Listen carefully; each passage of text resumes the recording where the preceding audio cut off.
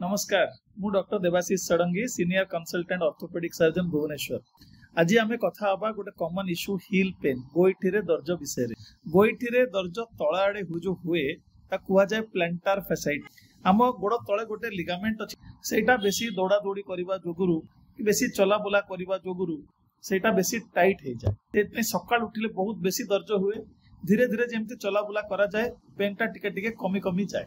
यार diagnosis x ray रे देखा जाए कि जो जगह से लगी तल हाड़ को सेठी हाड़ टी बढ़ी बढ़ी चलती जाओ कैल्कानियल स्पर कुआ।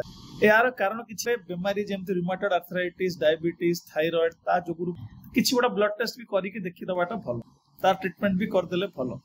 जदि पेन कम अछि किछि गोटा औषध अछि कि एक्सरसाइज अछि जाको प्लांटार फेशिया स्ट्रेचिंग एक्सरसाइज हुआ जाए।